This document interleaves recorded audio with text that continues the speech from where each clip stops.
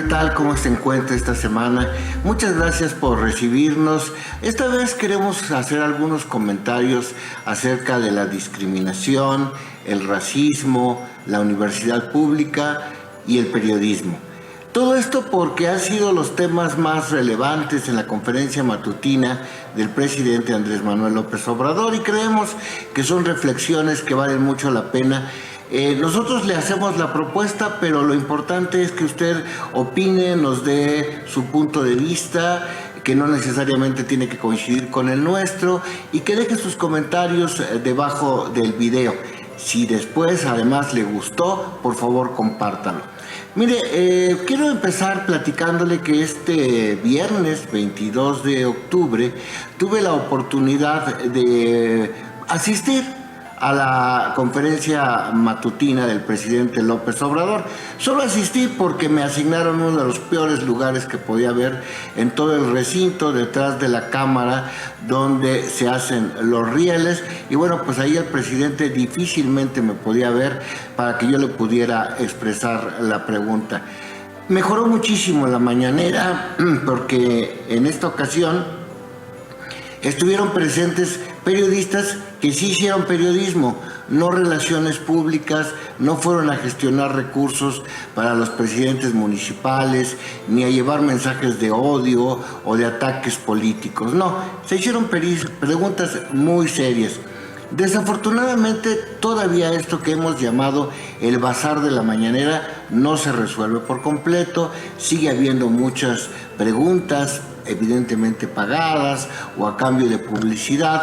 Y pues desafortunadamente en esta ocasión, por ejemplo, nos tocó convivir con compañeros que venían desde Michoacán, de la Asociación Mexicana de Radios Comunitarias, algunos de ellos que fueron, que están en el mecanismo de protección de periodistas.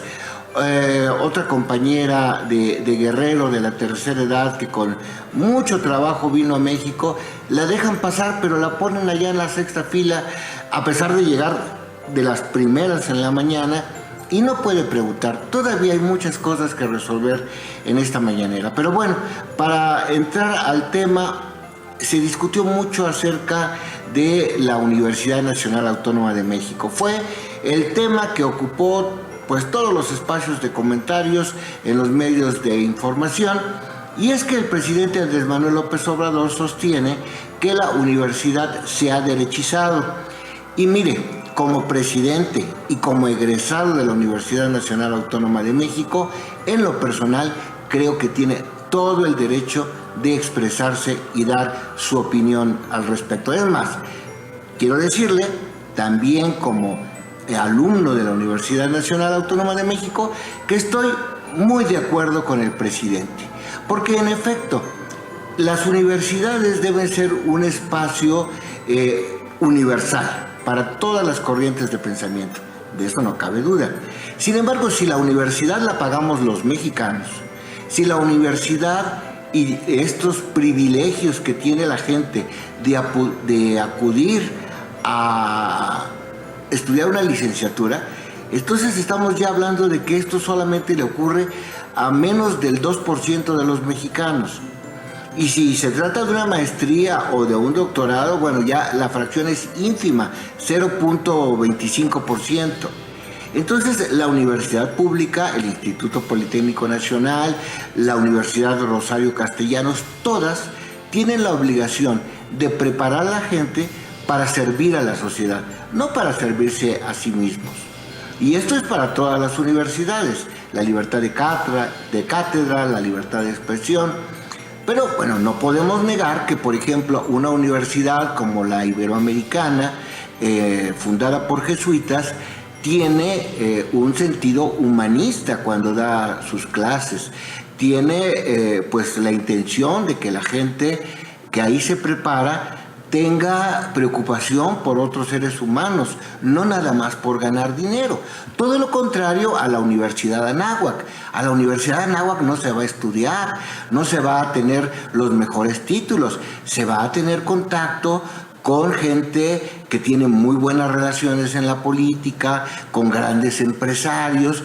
Y bueno, para definir a qué se va la Universidad de Anáhuac, pues nada más pongamos un dato.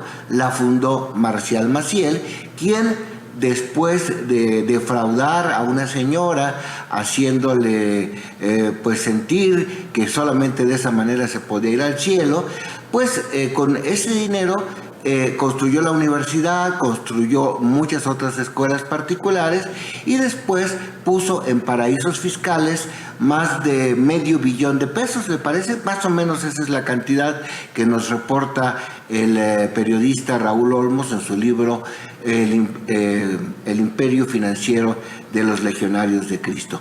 Así que sí, definitivamente, el presidente López Obrador tiene razón al decir que la universidad se ha derechizado. Pero, por supuesto, la universidad es tan amplia que no se puede decir lo mismo de todos los que conformamos el corpus: maestros, académicos, catedráticos, alumnos y hasta sindicato, personal de limpieza. No, lo que sí es un problema muy grave es que la universidad tenga salarios tan dispares. Usted no lo va a creer. Yo creo que en todo el universo de las universidades en el mundo no hay tanta diferencia salarial entre maestros como ocurre aquí. Hay profesores que ganan 3,500 pesos mensuales por dar algunas clases. Y hay otros catedráticos que ganan más de 100,000 pesos mensuales. Hay maestras con doctorado que llegan a la universidad en camionetas que valen $500,000 pesos, y hay maestros que llegan en bicicleta o caminando o en pecero, y no tiene que ver con la capacidad, porque los maestros que menos ganan, y esa es una experiencia personal que quiero compartirles, son los más empáticos, son los que más se preocupan por los estudiantes de la tercera edad, por los autistas, que también hay un tipo de autismo que permite a los jóvenes llegar a la universidad y que son muy talentosos, aunque son muy latosos, son muy difíciles a veces por su comportamiento, por la forma en que tienen de relacionarse. Sin embargo, son los maestros más pobres. Tuve un maestro, por ejemplo, que nunca da clases solo, siempre lleva a 3. El maestro se llama Raúl. Un profesor austriaco, otro mexicano, y con ellos comparte su sueldo y comparte la publicación de libros e invita a los alumnos a que ya empiecen a producir.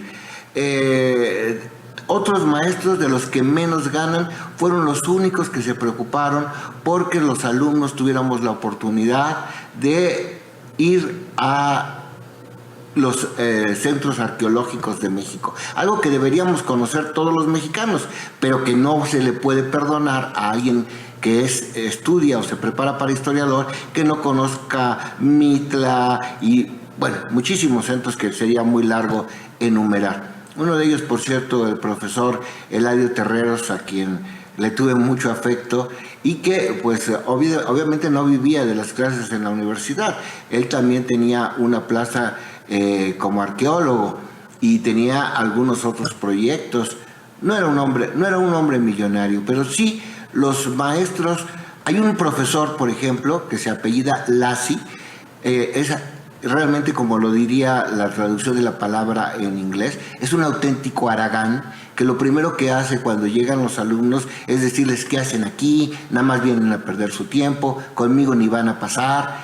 Esas cosas están pasando hoy en la Universidad Nacional Autónoma de México y por lo tanto el presidente no está para nada equivocado cuando habla de la derechización de la universidad. Bueno, hay un caso patente, latente, un señor que se ha pasado discriminando a las personas por su origen judío, que ha criticado con insultos de lo más soez, como es a Jacob Polemski, al doctor Hugo López-Gatell, a la jefa de gobierno Claudia Sheinbaum.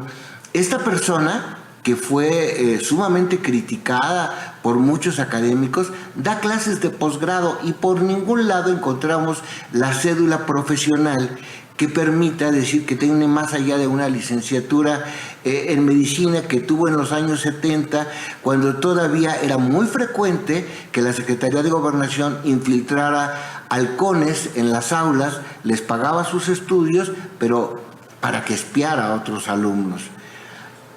¿Por qué esta discriminación? ¿Por qué esta disparidad en los salarios? Pues es algo importante y que creo que debemos reflexionar. Cuéntenos usted sus experiencias. Si usted acude a la universidad, si tiene un hijo que acude a la universidad y le ha platicado acerca de este comportamiento distinto de los profesores que menos ganan y los que más ganan, pues sería muy agradable para nosotros compartir. Bien, otro punto que quiero tratar. Pues esto tiene que ver porque en la misma conferencia de prensa de ese viernes 22, el presidente se refirió a las dos cosas. No porque él lo haya sacado, fue porque así resultaron las preguntas. A la discriminación y a la universidad. Y en la universidad se discrimina tanto a los profesores que ganan menos sueldos como a algunos alumnos que tienen capacidades distintas.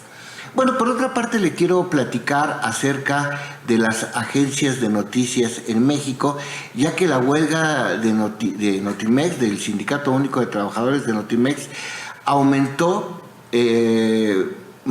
pues ya pasó de los 600 días. Quiero hablarle de que la primera agencia de noticias en México no fue del Estado, fue particular y prácticamente servía para los noticieros de Telesistema Mexicano. Esta primera agencia noticiosa mexicana fue fundada por Álvaro Gálvez y Fuentes, un destacado locutor de la época de oro de la radio en México, que produjo programas para elevar la cultura de los radioescuchas. Estos programas culturales donde iban los estudiantes precisamente a debatir, le valieron que Emilio Azcárraga, si no me equivoco, porque era el que les ponía los nombres tanto a Cricri como a los locutores, el tenor de la voz de seda, a los cantantes. Bueno, a Álvaro Gálvez y Fuentes por su cultura le llamaron el bachiller, porque en la época de la colonia el bachiller era una persona de amplios conocimientos.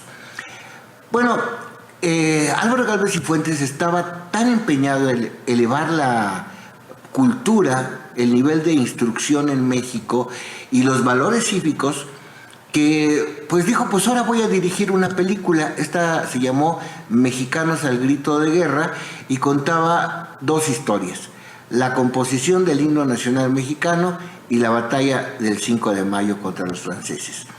Esta película fue realizada en 1943. Había muchas películas de guerra en ese entonces y México, gracias a Álvaro Gálvez y Fuentes, no fue la excepción. La película tiene errores históricos, pero realmente eso es lo menos importante. Lo importante era la función que tenía de hacer sentir la patria a los mexicanos. Él consideraba que en pleno ascenso del nazismo, los mexicanos de esa época tenían que elevar sus valores cívicos y los medios de comunicación masiva, esa era su convicción, tenían que servir para educar a las masas. Entonces se propuso una tarea titánica, hacer una película de guerra en México cuando no había tanto dinero, todavía no llegaba ni siquiera lo que se conoce como la época de oro del cine mexicano. Entonces fue a ver al expresidente Lázaro Cárdenas, quien ya había terminado su periodo presidencial y se encontraba en el Ministerio de Guerra, y le pidió asesores militares para reconstruir cinematográficamente la batalla. Una batalla que, por cierto, YouTube suele censurar en los programas porque dice que tiene escenas violentas. Bueno, pues no sé cómo se puede hacer una película de guerra sin escenas violentas y además en blanco y negro. Bueno, esos ridículos que pasan. Gálvez y Fuentes consiguió fondos de la Secretaría de Educación Pública, contrató a Pedro Infante para que interpretara a Luis, un militar que se enamora de la sobrina de un francés, y hay pues una historia subyacente sobre un conflicto de intereses entre el amor a la patria o el amor a una mujer. Ese es el giro, el arco dramático que le quiso dar Gálvez y Fuentes. Pero no solamente eso, hizo eso. Internet no existía, estamos hablando de 1945, lo estaba desarrollando apenas.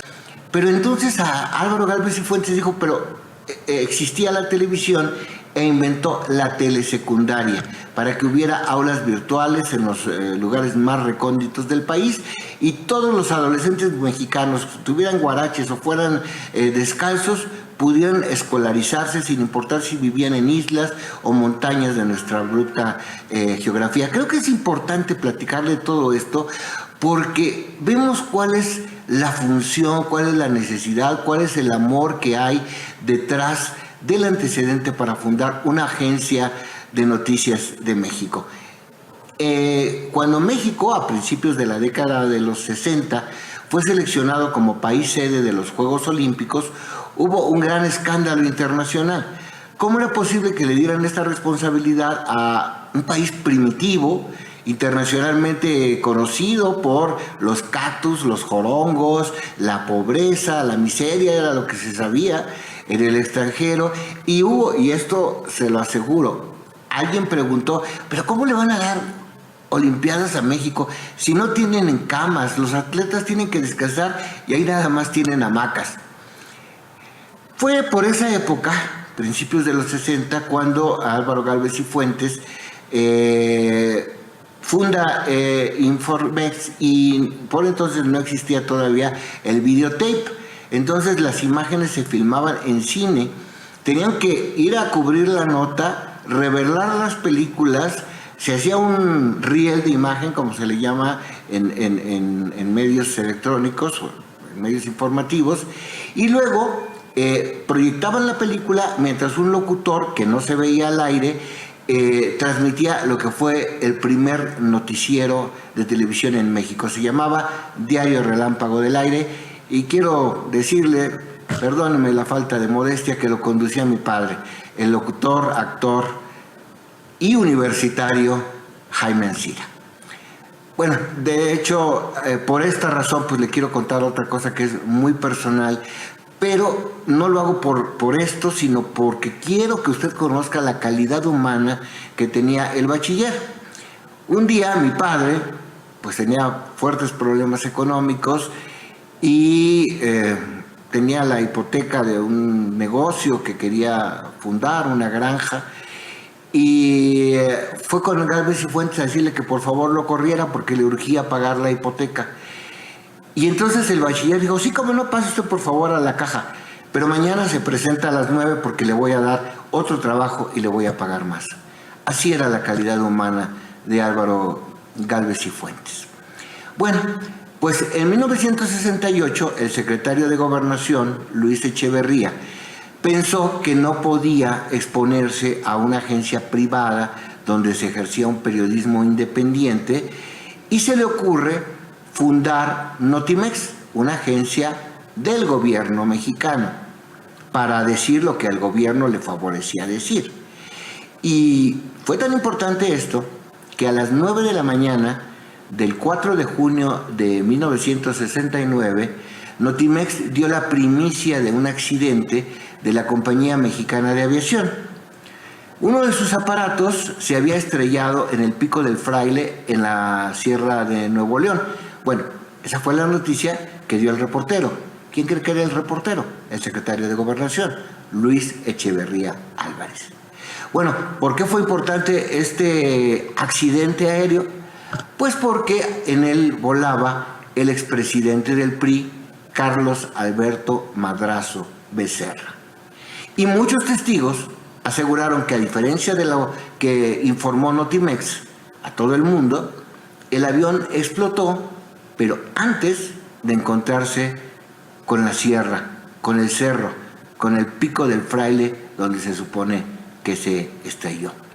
¿Qué razón habría de matar a Madrazo? Pues él había promovido cambios en la estructura del PRI para que fueran los militantes quienes decidieran al candidato del Partido Único a la presidencia de la República. Echeverría decidió terminar el problema literalmente con un bombazo. Es muy interesante que el nieto de Carlos Madrazo sea hoy uno de los directivos de Latin Oz. Es un canal especializado en bombardear mediáticamente al presidente López Obrador. Y bueno, si él bombardea mediáticamente a su abuelo Carlos Madrazo, lo bombardearon, pero no metafóricamente. Bueno, pues Por ejemplo, este caso de Madrazo Hijo se parece mucho al de Claudia Ruiz Massieu, porque ella es la hija y sobrina de Francisco Ruiz Massieu y de Mario Ruiz Massieu. Ambos fueron asesinados por el Partido Revolucionario Institucional, por integrantes del PRI.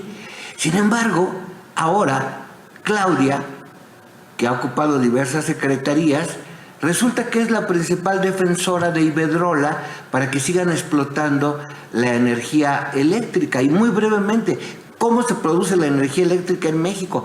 Pues con nuestro viento, con el calor de la tierra, o sea, con los recursos naturales que son de la nación. Pero viene Iberdrola, la produce con nuestros recursos y luego nos las cobra. Y nada más para que vea usted lo grave que es que lo controlen compañías privadas. En España ya no toleran tantos aumentos a la luz. ¿Y cuál cree usted que es la principal empresa que les surte? Pues Iberdrola. Bueno, regresamos a las agencias nacionales de noticias. En 1983 la agencia Informex ya estaba quebrada, el bachiller me parece que ya había fallecido. Y entonces la vuelve a adquirir la Secretaría de Gobernación, así ya tenía dos. Notimex podría ser la parte que hablara de la cultura en México, de la parte de nuestros valores, de las exposiciones internacionales que se hacían, pero Informex, Bartlett tenía otro plan para ella. Iban a utilizar a los periodistas, a los reporteros, para hacer grandes investigaciones, pero no para el servicio del público, sino para que se supiera cómo estaba, por ejemplo, el ambiente electoral y se pudieran elaborar pues planes para los futuros fraudes. El primer director era Salvador Rocha Díaz. Bueno, era el prestanombres porque él ya había sido impuesto como secretario general del gobierno en Guanajuato. Entonces puso a su hermano Manuel, que era un arquitecto, una persona muy, muy valiosa, pero bastante inocente. Y pues él quería hacer una agencia de noticias, pero no tenía lo que requería pues el PRI para hacer fraudes electorales. Entonces Informex se convirtió en un platillo suculento. El CISEN, que es el Centro de Seguridad Nacional, lo disputó, quitan a Manuel Rocha y pusieron como director a Alejandro Gil Recasens. ¿Quién era Alejandro Gil Recasens? Pues es una persona que había estudiado en la preparatoria popular para pasarle tips a la Secretaría de Gobernación. Recordemos, la Secretaría de Gobernación, encargada de la paz doméstica en ese tiempo, pues tenía infiltrados en todas las universidades. De esos infiltrados no lo hemos podido comprobar al 100%, pero creemos que era parte este señor que se titula como médico, que se llama, como usted ya sabe, Alfredo Jaliferrame Barrios.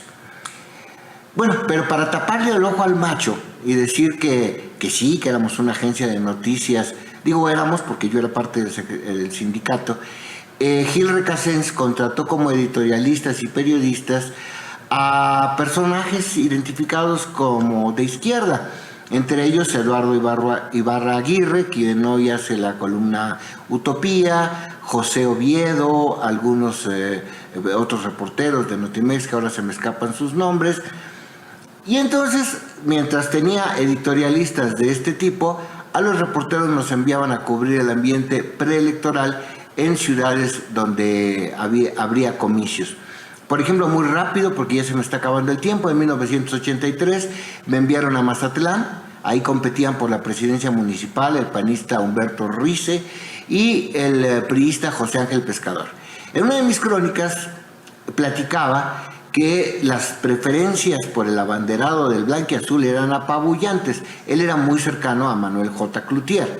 Y narré que, debido a la presencia del narco en Mazatlán, pues el candidato a gobernador, primero salía una descubierta que le iba informando si todo estaba despejado, si no había peligro. ahí hacían aparecer como que viajaba Rice, pero en realidad él no estaba ahí, estaba en un automóvil atrás y luego tenía otra escolta. Y pues se iban comunicando en radio, pásele, candidato está despejado. Y cuando regreso a la Ciudad de México, después de hacer esta noticia, me entero por otro medio que habían detenido a Rice y le habían decomisado sus aparatos de radio porque dijeron que eran medios de comunicación exclusivos del ejército. Yo sabía de las armas exclusivas, pero no de las radios. Entonces, pues así despojaron de su seguridad a Rice. Pero bueno, regreso a Mazatlán el día de las elecciones y ¿qué cree que ocurre? Que cuando terminan se va la luz en varios puntos de Mazatlán, explotan transformadores y yo logro meterme a oscuras a un comité municipal del PRI. Y entonces dijo, ¿cómo nos fue en tal distrito del mercado? No, pues perdimos. ¿Y en el de la iglesia? No, pues también perdimos. ¿Y en el de tal o cual lugar? No, también. Y así como 8 lugares habían perdido y por 8 lugares perdían por 1 que ganaban. Y al otro día, cualquier que fue la noticia en El Sol de México y otros, triunfo contundente, inobjetable del Partido Revolucionario Institucional con José Ángel Pescador. Bueno, ya me voy a apurar porque ya me queda poco tiempo. A principios del siglo XXI, con la presidencia de Vicente Fox, se decidió desaparecer Notimex. Se alegaba que costaba muy caro tener corresponsales en todo el mundo y que México no era una potencia como Alemania para tener su Deutsche Welle, o como Gran Bretaña su BBC, o de perdida España con su radio y televisión española. Y la Fraternidad de Reporteros fue al Congreso para que declarara que Notimex era una agencia del Estado y no del gobierno. Para quedar claro, Informex había sido la agencia privada fundada por el bachiller Álvaro Gálvez y Fuentes, y Notimex la agencia de Estado o de gobierno fundada por la Secretaría de Gobernación. Antes Notimex dependía al 100% de la Secretaría de Gobernación. Cuando llega Vicente Fox quiere desaparecerla por costosa, y entonces los periodistas nos unimos, fuimos a la Cámara de Diputados y dijimos, no, cámbienle su estatus, ya no debe ser una agencia de gobernación, es patrimonio de la nación mexicana.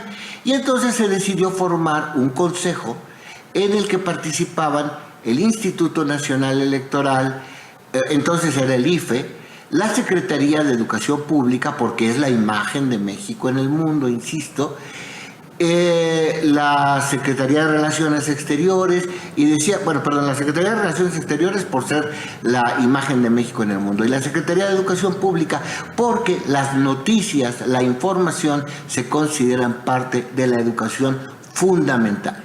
Si no estamos informados, ¿cómo vamos a decidir por quién votamos? Y que no nos ocurra lo que, por ejemplo, pasó en Puebla con Miguel Barbosa, donde creo que ya no me va a dar tiempo, pero se lo voy a platicar la próxima vez. Bueno, quiero llegar a lo siguiente. Con San Juana Martínez como directora de Notimex, está la agencia del Estado en las peores condiciones que estuvo jamás, en los peores momentos autoritarios de Luis Echeverría, en el neoliberalismo financiero de Miguel de la Madrid, en la narcopolítica de Carlos Salinas de Gortari, la caída del Fobaproa con Ernesto Zedillo Ponce de León, Vicente Fox, o también nuevamente la narcopolítica en seguridad pública de Felipe Calderón. Nunca Notimex había estado en un estado tan lamentable como en la cuarta transformación que decide López Obrador. Pero una cosa más, no le puedo decir la fuente, es un compromiso, fue off the record. Cuando se decide que haya un recuento y se le pregunta a los trabajadores, ¿Notimex es o no sujeta de la huelga? ¿La huelga es legal o no es legal? Se hace un recuento de todos los trabajadores y las autoridades laborales de este país deciden si es legal. y entonces se van a la huelga. Durante este periodo ha habido maltratos y discriminación a mujeres embarazadas que han sido sacadas con violencia, pero además San Juana Martínez, a las autoridades laborales que decidieron que la huelga era legal, los trató con la punta del zapato, con una discriminación y un racismo que ya serían suficientemente graves para que ya hace tiempo que estuviera fuera de la agencia. Y por otra parte, pues esta discriminación no solamente ha sido con el sindicato, no ha sido solamente con los trabajadores, que son el puntal, la clase trabajadora, es a la que le debe Andrés Manuel López Obrador estar donde está.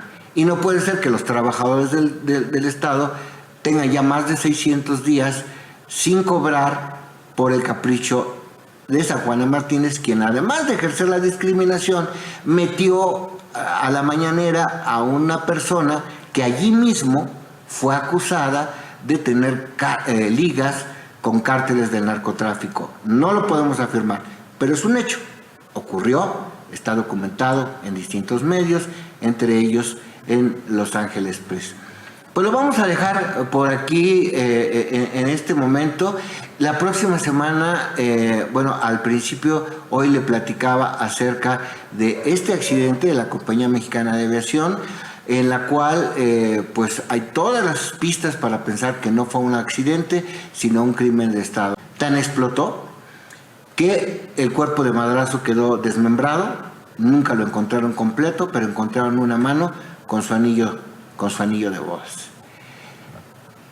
Y en estos últimos años, de Fox para acá, hasta antes de que Miguel Barbosa fuera gobernador de Puebla, ha habido varios accidentes aéreos que son muy sospechosos y que todos tienen algo en común: Genaro García Luna. De esto le platico la próxima semana, y si no, pues le invito a que la lea en losangelespress.org. Se llama Accidentes Aéreos, es la pregunta, rompecabezas para armar. Hasta pronto, muchísimas gracias por su atención, y le recuerdo, no olvide por favor darnos sus comentarios y compartirlo con gente que crea usted que puede ser interesada en el asunto, porque como bien creía el bachiller Álvaro Gálvez y Fuentes, la noticia es parte de la obligación de la educación de los mexicanos. Hasta pronto.